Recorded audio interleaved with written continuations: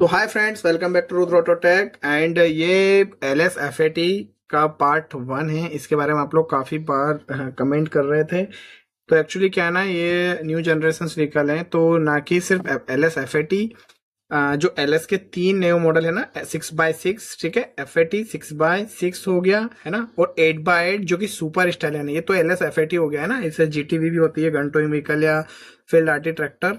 ये 6x6 है। And एक है सुपर स्टेलन जिसे बोला जाता है, जो कि 8x8 है, ठीक है। सो मेक श्योर कि ये जो दोनों गाड़ियां हैं, दोनों अशोक लीलैंड ने बनाई हैं और दोनों में काफी सिमिलैरिटी, यानी 90% तक ये गाड़ियां दोनों के, देखिए दोनों में नेपच्यून इंजन है, ठीक है। नेपच्यून इंजन में कोई भी फर्क नहीं है, सेम इंजन सेम स्पेसिफिकेशन है ना, यही वाला इंजन है किसमें, FAT 6x6 और सुपर स्टालियन 8x8 में, ठीक है। और इनके अंदर क्या है कि इसमें देखिए एक एक्सल एक्स्ट्रा हो गया 8x8 के लिए, तो स्टीयरिंग सिस्टम डिफरेंट हो जाएगा, क्योंकि फर्स्ट सेकंड दोनों एक्सल स्टेयरेबल है। तो स्टीयरिंग सिस्टम और ट्रांसमिशन सिस्टम मतलब कुछ ही वेरिएशन आने वाला है ना। तो हम जो LS-FAT और जो 8x8 है, दोनों को कंबाइंड पढ़ेंगे। जो डिफरेंट होगा मैं आपको बताते रहूंगा, ठीक है। अब एक है LS 10x10, तो देखिए इसको कंफ्यूज के साथ नहीं होना है। जो LS 10x10 है, ये बनाया अशोक लीलैंड ने है, लेकिन इसके अंदर इंजन है, यह एक कमिंस इंजन है, जो कि HMV 6x6 और 8x8 में जो इंजन है वही सेम इंजन इसके अंदर है, ठीक है। तो ये LS-FAT है, लेकिन इसके अंदर जो टाटा HMV 6x6 है वही इंजन इसके अंदर लगाया हुआ है, ठीक है। सेकंड मोस्ट वो इंजन एक्चुअली क्या, उसकी पावर आउटपुट बढ़ाई गई है, उसमें EGR वगैरह और VGT टर्बोचार्जर वगैरह लगा के।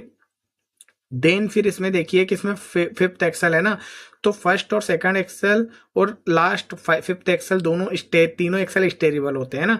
अब एक चीज आपको यहाँ पे फोटो में दिख रहा होगा कि LS 10x10 हो या टाटा 10x10 हो, जब 10x10 की बात आती है तो आपने ध्यान में रखना है कि first second and third axle steerable होते हैं, ठीक है।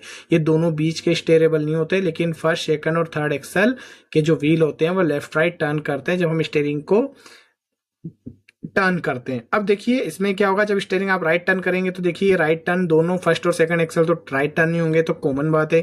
लेकिन जो फिफ्थ एक्सल होता है ना, उसको उल्टा सिस्टम होता है, यानी ये लेफ्ट टर्न होगा, है ना। देखिए आप यहाँ पे इस फोटो में भी अगर आप ध्यान से देखें तो देखिए राइट टर्न अभी व्हीकल को किया हुआ है, तो जो सामने के दोनों व्हील है वो बिल्कुल राइट टर्न में है ना, और ये लेफ्ट टर्न किया हुआ है लास्ट वाला एक्सल। सेम ऐसा ही टाटा 10x10 में, तो इस चीज को आपको ध्यान में रखना है एग्जाम पर्पज से भी, और ऐसे अपने प्रैक्टिकल के अकॉर्डिंग भी, कि अगर आपको पूछा भी जाए तो स्टेयरेबल कौन सा व्हील कब कैसे होगा, तो आपको ये आइडिया होना चाहिए कि भाई ये राइट होंगे तो लास्ट वाला लेफ्ट होगा, लास्ट वाला लेफ्ट होगा तभी दोनों राइट होंगे, ठीक है। तो ये हो गए LS के तीनों वेरिएंट्स की हमने बात कर ली। अब हम बात करेंगे FAT और HMV, है ना। FAT 6x6 और सुपर स्टालियन 8x8, दोनों में एक ही इंजन है, जो कि नेपच्यून इंजन है। अशोक लीलैंड ने अपना खुद का इंजन बनाया हुआ है। इस इंजन के टेक्निकल स्पेसिफिकेशन हम सबसे पहले देखेंगे, उसके बाद इंजन के बारे में डिटेल में डिस्कस करेंगे, ठीक है। फ्रेंड्स ये न्यू गाड़ी है, तो थोड़ा क्या है, इसको ना डिटेल में मैं समझाने की कोशिश करूंगा, जिससे फिजिकली आपको काम करने में भी प्रॉब्लम ना आए और टेक्निकली भी कोई प्रॉब्लम ना आए, ठीक है। अब इंजन के बारे में अगर हम बात करें तो इंजन इसका 6 सिलेंडर CIDI इंजन है। देखिए अभी अगर मैं बताऊं आपको, तो LS के न्यू मॉडल हो या टाटा के HMV के मॉडल हो, सभी में CIDI इंजन आ रहा है। ये आप तो सोच ही लेना कि बिल्कुल CIDI इंजन ही मिलेगा। तो हमने जो स्कॉर्पियो, सफारी, LSV के जो वीडियोस बनाए हुए हैं उनमें CIDI सिस्टम को मैं बहुत अच्छे से एक्सप्लेन किया हूँ। तो CIDI इंजन कैसे काम करता है, CIDI सिस्टम MPFI की तरह होता है ना, तो वो कैसे काम कर रहा है उसको आपने उन गाड़ियों में बेसिक्स पकड़ना है, बेसिक को अच्छे से समझना है। That is very helpful for you, क्योंकि सभी गाड़ियों में व्हीकल में सेम सिस्टम ही होने वाला है, ठीक है ना। तो देखिए engine 6 cylinder CIDI water cold inline engine है, ठीक है ना। जो इंजन की पावर आउटपुट है वो 265 किलोवाट है 2200 RPM पे, ठीक है ना। और जो इंजन मैक्सिमम टॉर्क प्रोड्यूस करेगा वो 1400 यानी 1400 न्यूटन मीटर का टॉर्क करेगा, वो भी कितने पे, 1300 RPM पे। जैसे कि आपने यहाँ पे कंफ्यूज नहीं होना है 1300 RPM पे कि भाई इंजन का RPM तो दो मैक्सिमम। देखिए जो टॉर्क होता है ना, टॉर्क का एक जो मीडियम RPM होता है ना, उसी के ऊपर मैक्सिमम टॉर्क कोई भी इंजन जनरेट करता है। ये आपने चीज ध्यान में रखना है। बेसिक ऑटोमोबाइल में भी आपको ऐसे पूछा जा सकता है कि एक गाड़ी का RPM 5000 है तो मैक्सिमम टॉर्क कितने RPM तक करेगा। तो आपने मेक श्योर करना है कि उस जो इसका मैक्सिमम RPM है उसका फिक्स यानी कि उससे 50-60% जो आरपीएम है उसी पे मैक्सिमम टॉर्क वो देगा, ठीक है ना।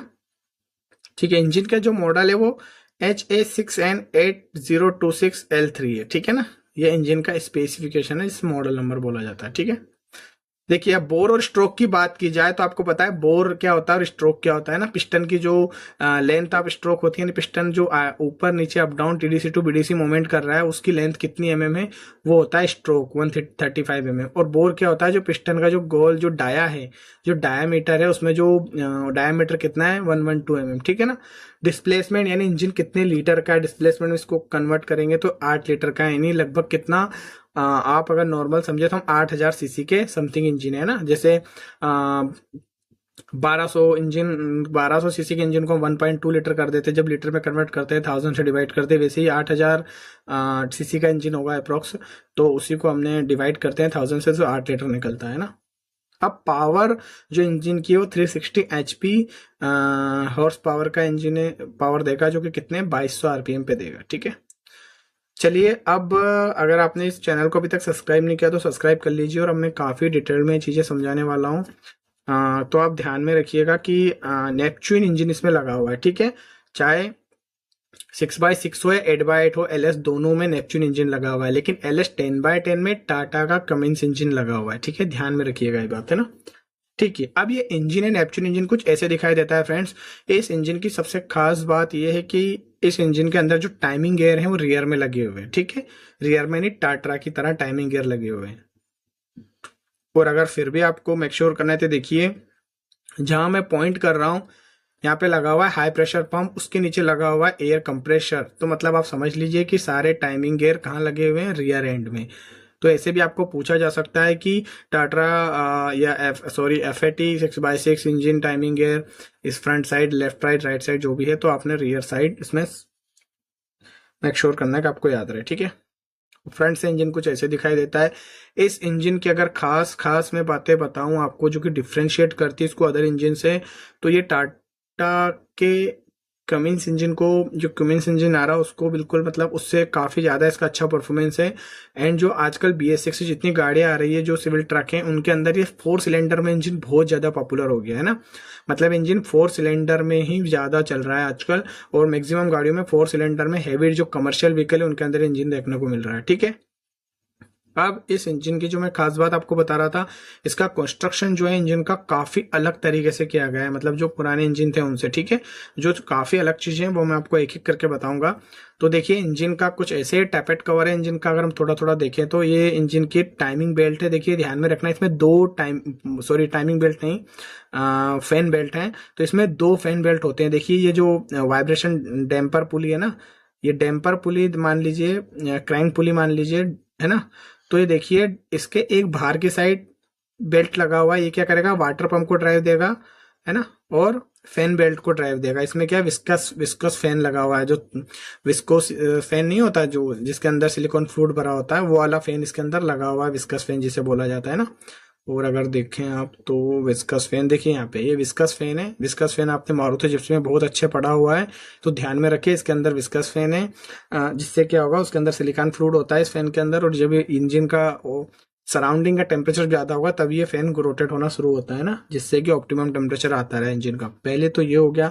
सेकंड, इसमें 2 फैन बेल्ट हैं। देखिए, एक फैन बेल्ट लगा हुआ है अंदर से, देखिए इस पुली के अंदर से लगा हुआ है, जो कि अल्टरनेटर को, और यहाँ पे इसमें एक और लगा होता है एसी भी। क्योंकि देखिए, ध्यान में रखिएगा, चाहे 6x6 हो या 8x8 हो, दोनों अशोक लेलैंड के अंदर लगा हुआ है एसी, एयर कंडीशनर लगा हुआ है। जब एसी लगा हुआ है तो ये जो एसी कंप्रेसर भी लगाना पड़ेगा। तो देखिए, ये लगा हुआ है एसी का कंप्रेसर, तो एक अंदर वाला जो है बेल्ट वो ड्राइव देगा अल्टरनेटर और एसी कंप्रेसर को, है ना। स्ट्रेचिंग बेल्ट होते हैं। और ये क्या होता है, देखिए यहाँ पे टेंशनर है ना। और देखिए, 2 टेंशनर लगे हुए हैं। एक टेंशनर देगा ड्राइव किसको, फैन को घुमाने के लिए, और यहाँ पे वाटर पंप दोनों को, है ना। और अगर देखें इंजन के फ्रंट को, तो देखिए यहाँ पे एक फोटो मैंने लगाया हुआ है। देखिए, अंदर की तरफ एक बेल्ट है पुली में, देखिए अंदर की तरफ एक बेल्ट है, और ये बेल्ट बड़ा भी रहता है ना। तो ये बेल्ट, ये और ये हो गया इसका टेंशनर, और ये अल्टरनेटर को रोटेट करेगा एंड एसी कंप्रेसर को, ठीक है। एसी कंप्रेसर कहाँ है, राइट हैंड साइड में फिट है, इंटरकूलर की तरफ, है ना। और यहाँ पे अगर आप देखेंगे तो ये वाटर पंप है, जैसा आप देख पा रहे हैं वाटर पंप, और यहाँ पे फैन बेल्ट लगेगा, सॉरी फैन, वो जो फैन है फैन लगेगा, यहाँ पे फैन की ब्लेड्स फिटिंग होगी तो इन दोनों को रोटेट ही करता है ना। तो 2 फैन बेल्ट लगे हुए हैं इंजन के फ्रंट में, और यहाँ पे जो फैन है वो विस्कस फैन है ना, ठीक है। और अब इंजन के लेफ्ट रियर एंड की बात कर लें तो इंजन के रियर एंड में ही टाइमिंग गियर्स लगे हुए हैं, ठीक है। ये देखिए इंजन का रियर एंड यहाँ पे है, ठीक है। तो यहाँ पे ये फ्लाईव्हील लगा हुआ है, और ये देखिए यहाँ पे क्रैंकशाफ्ट गियर। अब देखिए फ्लाईव्हील यहाँ पे है तो यहीं पे कहीं ना कहीं क्रैंकशाफ्ट गियर होगा, और क्रैंकशाफ्ट गियर किसी गियर को ड्राइव दे रहा होगा, तो ये वो गियर हैं। और ये पंप एयर कंप्रेसर लगा हुआ है, ये पंप का गियर होगा, और ये कैम सॉफ्ट गियर है, ये कैम सॉफ्ट लगा हुआ है ना। तो इंजन के रियर एंड में टाइमिंग गियर लगे हुए हैं, ठीक है। तो इस चीज को भी आपने ध्यान में रखना है कि टाइमिंग गियर लगे हुए हैं, उनका कैसे वो एक्चुअली हाउ ये दे परफॉर्मिंग कैसे कर रहे हैं, ठीक है ना। ये चीज भी आपने ध्यान में रखना है। अब ये देखिए यहाँ पे लगा हुआ है केम सॉफ्ट के ऊपर ही होगा केम फेस सेंसर, ठीक है। तो अब ये कहाँ लगा रहेगा, इंजन के, ये देखिए टाइमिंग गियर नहीं फ्लाईव्हील के ऊपर, यहाँ पे जो सिलेंडर हेड है ना, यहाँ पे देखिए इसमें क्या होते हैं, इस टाइप के 3 कट होते हैं, डबल कट होते हैं, उन्हीं को ये डिटेक्ट करता है, और ये है कैम फेस सेंसर, ठीक है। तो कहाँ लगा हुआ है कैम फेस सेंसर, यहाँ पे है ना, पीछे की साइड सिलेंडर हेड में, ओके। और यहाँ पे ये ऑयल पंप लगा हुआ है, ये भी इंजन रियर एंड में लगा हुआ है, ठीक है। ये देखिए और अच्छे से देखने के लिए यहाँ पे लगा हुआ है कैम फेस सेंसर, यहाँ पे लगा हुआ है कैम फेस सेंसर, और ये कैम सॉफ्ट है, ठीक है। चलिए इंजन को हम अगर टॉप से देखें, टॉप व्यू अगर इंजन का देखें, तो ध्यान में रखिएगा ये इंजन है। अब इस इंजन में खास बात जो मैं आपको बताने वाला हूं, इसमें क्या है, एक कूलेंट रेल है। जैसे आपने आप अभी तक सुना होगा कि फ्यूल रेल, वैसे इसमें कूलेंट रेल है। देखिए ये रेल बनी हुई है, इसके अंदर कूलेंट फ्लो होता है। देखिए लेफ्ट हैंड साइड में इंजन के यहाँ पे देखिए ना, टर्बोचार्जर के पास ये सिलेंडर हेड में लगी हुई है। अब इस कूलेंट रेल में एक्चुअली क्या होता है कि वाटर पंप से कूलेंट आता है यहाँ पे, है ना, और इसमें कूलेंट इक्वली प्रेशराइज हो जाता है, और फिर यहाँ पे सभी 6 सिलेंडर के लिए यहाँ से कूलेंट इन होता है सिलेंडर हेड में। तो ये बात ध्यान में रखना है कि जो कूलेंट का डिस्ट्रीब्यूशन है वो कूलेंट रेल के द्वारा होता है, एक कॉमन रेल लगी हुई है ना। इस रेल में यहाँ से कूलेंट आएगा, और सभी 6 सिलेंडर के लिए इसके अंदर क्या है, ये हेड के ऊपर लगी हुई है, और हेड के अंदर कनेक्शन है। तो सीधे हेड के अंदर 6 जगह से, यानी 6 सिलेंडर के लिए, 6 सिलेंडर के लिए कूलेंट चला जाएगा, ठीक है। क्योंकि इसमें क्या वेट और लूज टाइप के लाइनर है ना, तो मतलब जो सिलेंडर लाइनर है ना वो कांटेक्ट में रहते हैं वाटर के, यानी कूलेंट के, ठीक है। तो ऐसे डायरेक्ट जाएगा, और साथ ही में इस रेल से ही कूलेंट आता है, और एयर कंप्रेसर को कूल करने के लिए, ठीक है। तो ध्यान में रखना एयर कंप्रेसर का जो हेड है वो कूल होता है, एयर कंप्रेसर किससे, कूलेंट से, है ना। तो रेल से ही आता है, ये में हम आगे बात कर लेंगे। उसके बाद ये देखिए ये कॉमन रेल है ना, कॉमन रेल है, और कॉमन रेल के ऊपर लगा हुआ है रेल प्रेशर सेंसर, और ये लगा हुआ है इंटरकूलर के ऊपर, आप अगर ये देख पा रहे होंगे तो जस्ट उसके ऊपर ही एक कॉमन रेल लगी हुई है, ठीक है। अभी देखिए टर्बो चार्जर लगा हुआ है यहाँ पे। अब मैक श्योर की जो टर्बो चार्जर है वो इसमें क्या है, नॉर्मल टर्बो चार्जर है, ठीक है। जो के सीरीज के टर्बो चार्जर है वो है, इसमें वीजीटी टर्बो चार्जर नहीं है। FAT 6x6 और सुपर स्टेलियन 8x8 यानी LS 6x6 और 8x8 में टर्बो चार्जर है, बट नॉर्मल वाला है वीजीटी नहीं है। लेकिन जो LS 10x10 है उसके अंदर वीजीटी टर्बो चार्जर लगा हुआ है, ये चीज को आपने माइंड में रखना। उसके अंदर EGR भी लगा हुआ है, जो सेम स्कॉर्पियो में लगा हुआ है। स्कॉर्पियो सफारी की तरह ही EGR है, इलेक्ट्रॉनिक जो मतलब ECM से ऑपरेट होता है। सेकंड क्या है, टर्बो चार्जर है वो जो है वो VGT टर्बो चार्जर है, किसमें, LS 10x10 में। ये बात अपने माइंड में रखना, इसमें नॉर्मल वाले हैं दोनों में, ठीक है, जैसे कि बाकी गाड़ियों में होते हैं। बाकी अगर आपने पहले वाले वीडियो देखे होंगे मेरे, तो आपने क्लियर हो गया होगा कि VGT टर्बो चार्जर क्या और कैसे काम कर रहा है। देन फिर ये एक और टॉप का फोटो देख लीजिए, तो ये कूलेंट रेल है, ठीक है ना। ये देखिए यहाँ पे मैं पीछे की तरफ दिखा रहा हूँ, ये कूलेंट रेल है। यहाँ पे जो 1.2.3 ये इसके कॉमन रेल में देखिए 1 2 3 ये इसके पॉइंट है, ठीक है। तो ये कॉमन रेल क्या है, कूलेंट के लिए है, ठीक है। इसमें कूलेंट वहां से इन होता है वाटर पंप से, और सभी सिलेंडर हेड में डिस्ट्रीब्यूट होता है इक्वली, और यहीं से एक पाइप आता है। देखिए पाइप एक्सटर्नल पाइप के थ्रू आता है, जो एयर कंप्रेसर है उसको कूल डाउन करने के लिए, ठीक है। ये एयर कंप्रेसर को कूल करता है, मतलब एयर कंप्रेसर किससे कूल होता है, एयर कंप्रेसर ठंडा होता है यानी कि कूलेंट से, इंजन कूलेंट से, ध्यान में रखिएगा ये बात, ठीक है। और यहाँ पे अगर यहाँ पे कपलर देख पा रहे होंगे तो इंजेक्टर का कपलर है, सभी 6 इंजेक्टर के इसमें जो वायर जाते हैं वो इसी कपलर से जाते हैं, ठीक है। और ये है जो आप अगर आप देख पा रहे होंगे ये वाला, ये रिटर्निंग है, सभी इंजेक्टर का रिटर्निंग पाइप होता है ये, ठीक है। ओके, तो अब बात करते हैं, ये देखिए अगर हम राइट हैंड साइड से इंजन को देखेंगे तो टर्बो चार्जर है, ठीक है। यहाँ पे और कुछ ज़्यादा देखने का नहीं है। ये इंटरकूलर इंजन के फ्रंट एंड में लगा हुआ है, ठीक है, मतलब रेडिएटर लगा हुआ है, रेडिएटर के बाहर के साइड इंटरकूलर लगा हुआ है, ध्यान में रखना है बात। इंटरकूलर मतलब जो टर्बो चार्जर एयर शक कर रहा है वो आपको पता ही है कि ज़्यादा कंप्रेस होने के चलते उसका टेम्परेचर बढ़ जाता है, तो उसको कूल डाउन करने के लिए इंटरकूलर से फ्लो कराया जाता है, ठीक है ना। तो ठीक है, अब बात करते हैं इंजन के लेफ्ट हैंड साइड के व्यू की, यानी कि ये इंजन है ना, ये ऐसे आप देखिए इंजन का फैन है, फैन देखिए, फैन में विस्कस फैन लगा हुआ है इसमें। और लेफ्ट हैंड साइड में अगर आप देखें तो देखिए ये एसी कंप्रेसर और अल्टरनेटर लगा हुए हैं, और ये अलग फैन बेल से ड्राइव ले रहे हैं, ठीक है ना। और यहाँ पे आप देखिए ध्यान से, यहाँ पे अगर मैं जहाँ मैं पॉइंट कर रहा हूँ ये इंटरकूलर के लिए इनटेक मैनिफोल्ड है, ठीक है ना। इनटेक मैनिफोल्ड के अंदर यहाँ पे देखिए इनटेक मैनिफोल्ड के ऊपर ये लगा हुआ है बूस्ट प्रेशर सेंसर, यहाँ पे देख पा रहे होंगे आप, ठीक है ना, ये है बूस्ट प्रेशर सेंसर। एंड ये लगा हुआ है हीटर, ठीक है ना।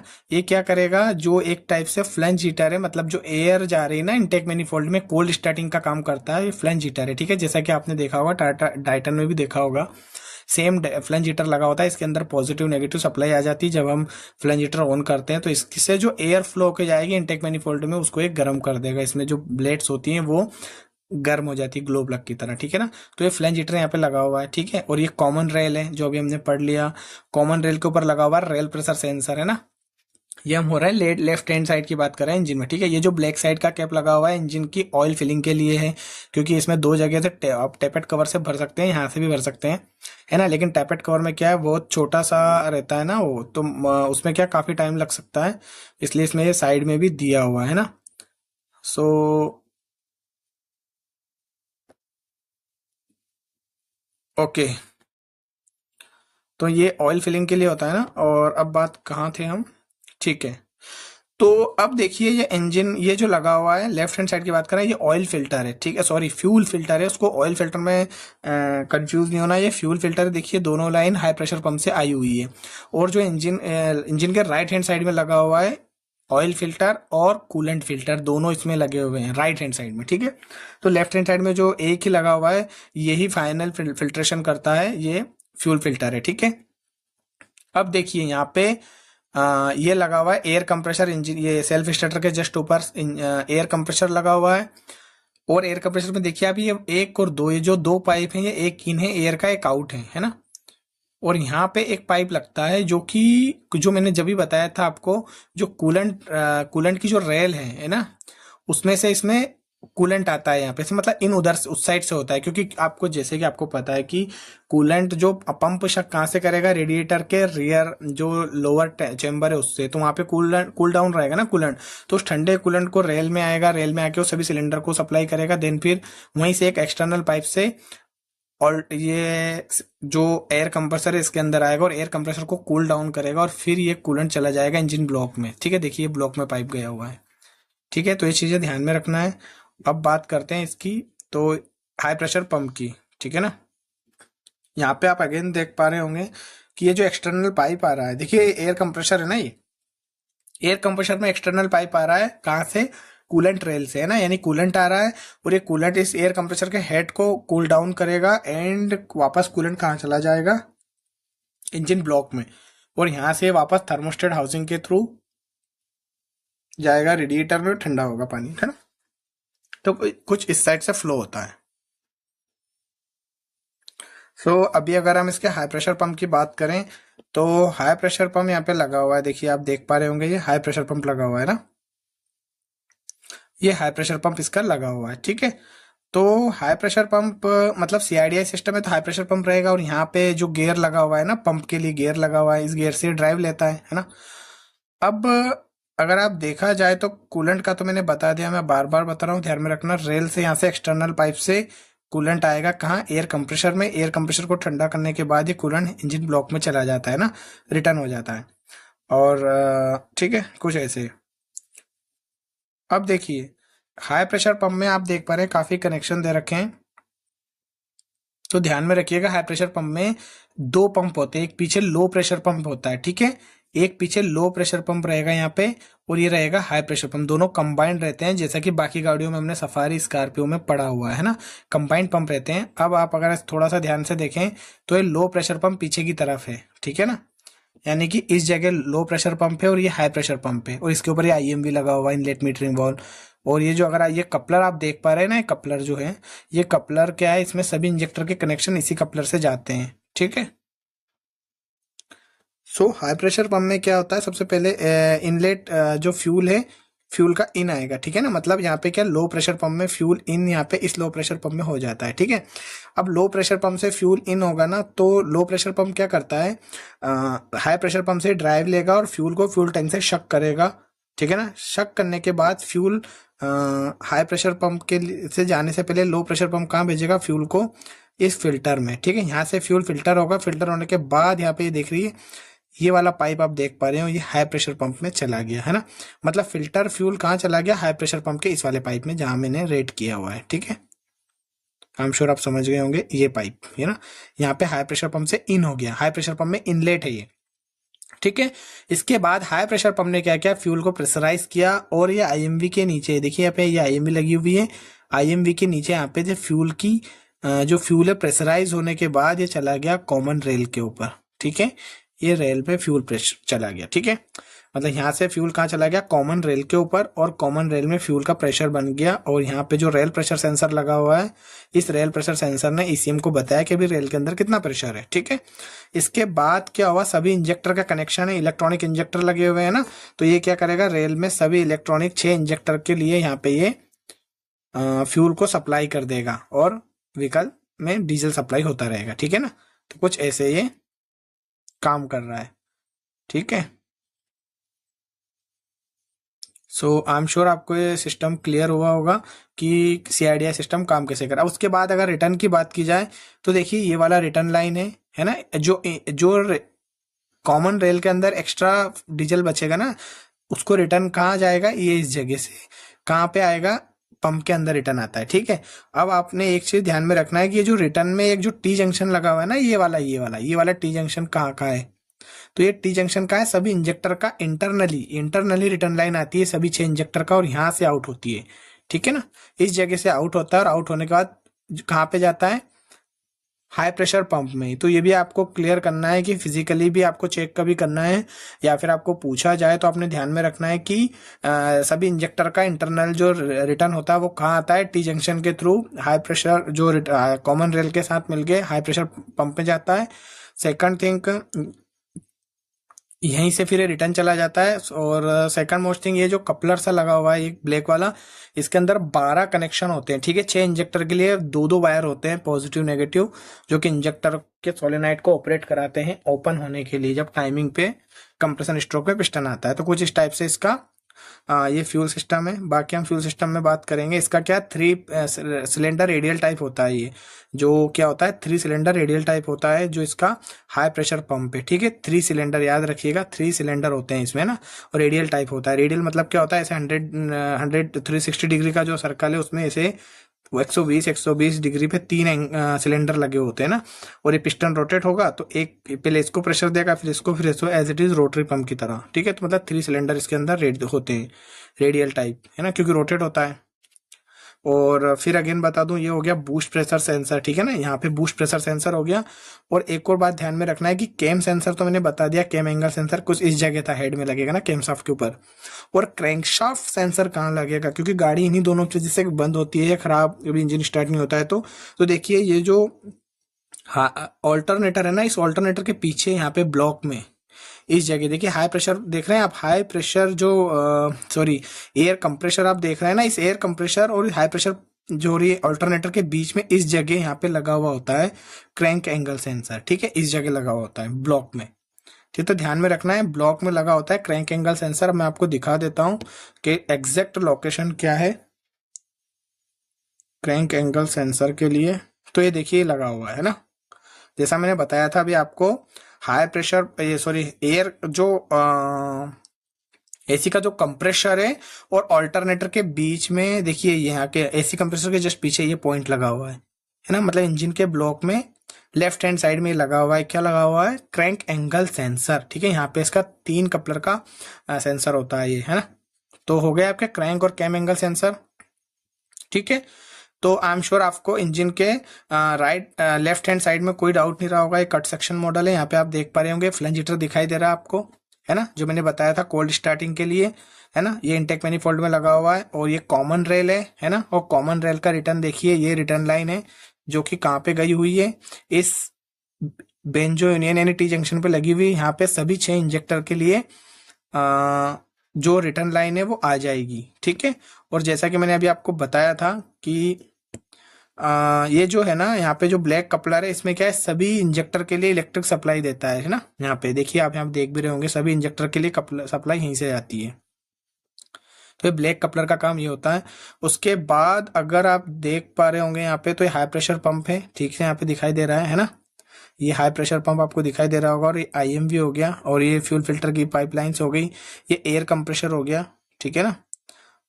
उसके बाद यहाँ पे देख लिए, ये लगा हुआ है रेल प्रेशर सेंसर, यहीं पे कॉमन रेल के ऊपर लगा हुआ है। ठीक है ना, रेल प्रेशर सेंसर ये लगा हुआ है। ठीक है, ओके। अभी ये हो गया, ये फ्यूल फिल्टर लगाया हुआ है एज इट इज, आप देख पा रहे होंगे। ठीक है ना, क्रैंक एंगल सेंसर आपने देख ही लिया। ठीक है, अब इंजन की हम बात करते हैं राइट हैंड साइड की। राइट हैंड साइड में क्या क्या, तो देखिए मैंने जैसा बताया था, राइट हैंड साइड में एक तो ऑयल फिल्टर है, और इस जगह यहाँ पे लगा रहेगा कूलेंट फिल्टर। ठीक है, ध्यान में रखना, इस जगह लगा रहेगा कूलेंट का फिल्टर। ठीक है ना। अब आपने यहाँ पे एक चीज ध्यान में रखना है, यहाँ पे 2 इंपॉर्टेंट चीजें लगी हुई है, 2 नहीं 3 चीजें लगी हुई है। देखिए, एक तो ये ऑयल प्रेशर सेंसर यहाँ पे लगा हुआ है। ठीक है, क्योंकि यहाँ पे फिल्टर का ऑयल का प्रेशर दिखाएगा। और यहाँ पे इसके पीछे देखिए कंप्लीट असेंबली होती है, ये ऑयल कूलर भी है, ये वाला ऑयल कूलर है पीछे वाला। ठीक है ना। और ये यूनिट, ये जो ऑयल का जो प्रेशर स्विच है ना, ऑयल प्रेशर स्विच यहाँ पे लगा हुआ है, ये मतलब ऑयल के प्रेशर से एक्टिवेट होगा और करंट की सप्लाई देगा। ठीक है ना। तो ये ऑयल प्रेशर सेंसर हो गया, और ये स्विच हो गया। ठीक है ना। और ये हो गया इम्पेलर टाइप वाटर पंप।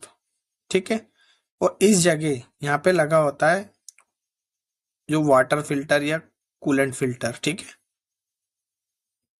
सो देखिए, लेफ्ट हैंड साइड में अगर हम देखें तो ये टर्बो चार्जर लगा हुआ है ना, टर्बो का रिटर्न लाइन है जो ब्लॉक में लगा हुआ है। और ये कुछ ऐसे लेफ्ट हैंड साइड में चीजें हैं ना। अब हम इसको थोड़ा सा और डिटेल्ड में देखते हैं। तो देखिए, यहाँ पे अगर आप देख पा रहे होंगे तो ये वाटर पंप है ना। वाटर पंप के साथ आप देख पा रहे हैं यहाँ पे 2 कनेक्शन लगे हुए हैं ना। और ये यहीं से फ्यूल की जो कूलेंट है वो सप्लाई होता है, जो कूलेंट रेल में, ये कूलेंट रेल है ना। तो नॉर्मली होता क्या है,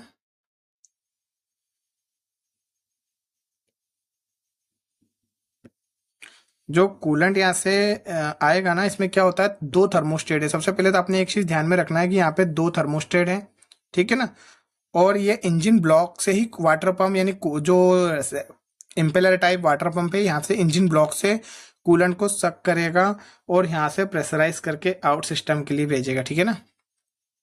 मतलब ये वाला जो कनेक्शन है, ये अंदर से, ये जो कनेक्शन है ये वाला इधर से सीधा डाउनवर्ड मोशन में इसके पीछे से जो ब्लॉक में चला जाएगा। ठीक है ना, इसके अंदर से ही। और इसमें 2 थर्मोस्टेट लगे हुए हैं।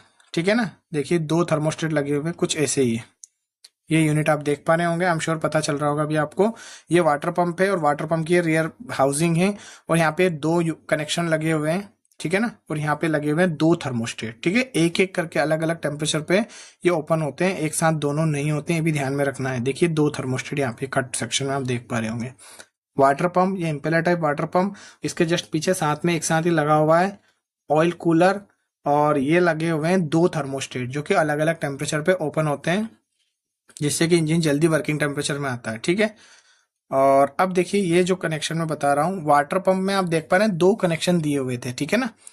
तो 2 कनेक्शन में क्या था कि अलग अलग के लिए काम कर रहे थे। देखिए ये जो दो कनेक्शन है ना, ये तो यहाँ से क्या है, पार्शियली कूलेंट जाता है एक पाइप में, कहाँ, कूलेंट फिल्टर के लिए, क्योंकि यहाँ पे पंप तो प्रेशर बना के रखेगा ना इस जगह। तो यहाँ से जो कूलेंट है इस जगह से, मतलब वाटर पंप से ऐसे सर्कुलेट करेगा, तो यहाँ से एक पाइप से कूलेंट जाता है कहाँ, कूलेंट फिल्टर के अंदर। ठीक है, कूलेंट फिल्टर के अंदर जाता है, ये लगा हुआ है कूलेंट फिल्टर। ठीक है, अब देख पा रहे हो वहां से एक पाइप, यानी कूलेंट जो वाटर पंप के ऊपर दो पाइप लगे हुए हैं, एक पाइप आता है वाटर कूलेंट फिल्टर के अंदर, और सेकंड पाइप वापस फिल्टर होने के बाद ही चला जाता है कहाँ, इस जगह पे। कहाँ पे लगा हुआ है ये, जो इंजन ब्लॉक में जो कूलेंट जा रहा है ना, ये क्या है, ऑयल कूलर, यानी ऑयल कूलर को कूल करते हुए चला जाता है कूलेंट का इंजन ब्लॉक में। ठीक है ना, और यहीं से कूलेंट जो water impeller type water pump है, उसी से यहाँ पे इंटरनली चला जाता है, जो ऑयल सॉरी ये कूलेंट की जो रेल है उसके अंदर चला जाता है, ये वाली देखिए यहाँ से। तो यहाँ से कूलेंट क्या है, इंटरनली कहाँ चला जाता है, रेल के अंदर, और रेल के अंदर यहाँ से इसका जो एयर है उसको डीएरेट किया जाता है, और ये जो दो पाइप है इसका एक कनेक्शन तो इधर चला जाता है। ठीक है ना, अब यहाँ पे आप देख पा रहे हैं यहाँ पे दो कनेक्शन है, अगर मैं आपको जूम करके दिखाऊं तो ये एक तो लगा हुआ है कूलेंट टेम्परेचर सेंसर, और ये लगा हुआ है टेम्परेचर सेंडिंग यूनिट, है ना। तो देखिए दो चीजें लगी हुई है यहाँ पे, कहाँ पे, थर्मोस्टेट हाउसिंग में, क्योंकि थर्मोस्टेट ही है ना ये, यहीं पे थर्मोस्टेट वॉल्स लगे हुए, तो थर्मोस्टेट हाउसिंग में लगा हुआ है कूलेंट टेम्परेचर सेंसर, यानी कि जो कूलेंट का टेम्परेचर बताएगा, ये कपलर लगा हुआ है। और शायद आपको दिखाई दे रहा होगा, आई एम श्योर, यहाँ पे लगा हुआ है पत्ती सा एक जो बेंजो लगा हुआ होता है ना ब्रास का, जिसके अंदर से एक वायर की सप्लाई जाती है, वो जो डैशबोर्ड में गेज में दिखाएगा कूलेंट का टेम्परेचर की भी, गाड़ी के कूलेंट का टेम्परेचर क्या है, क्योंकि जो कूलेंट टेम्परेचर सेंसर है तो सिर्फ ईसीएम को बताता है कि हमारी जो गाड़ी है उसका इंजन का टेम्परेचर कितना है, मतलब कूलेंट का टेम्परेचर कितना, उसी हिसाब से ईसीएम आइडिया लगाता है इंजन के टेम्परेचर का, क्योंकि कंबशन चेंबर में तो कोई सेंसर लगा नहीं है ना। एंड ये जो लगा हुआ है इसे सेंडिंग यूनिट बोला जाता है, टेम्परेचर सेंडिंग यूनिट, है ना। ये ओल्ड मॉडल में आपने देखा ही होगा, ये जाता है टेम्परेचर गेज के लिए जो डैशबोर्ड में दिखाता है ना।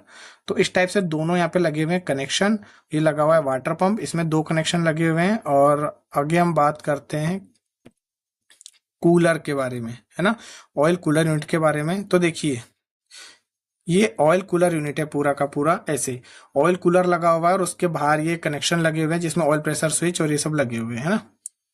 तो देखिए ये जो कनेक्शन है यहाँ पे, देखिए ऑयल कूलर है ये। अब ऑयल कूलर के बाद ये जो असेंबली है इसमें आप देख पा रहे होंगे, आई एम श्योर,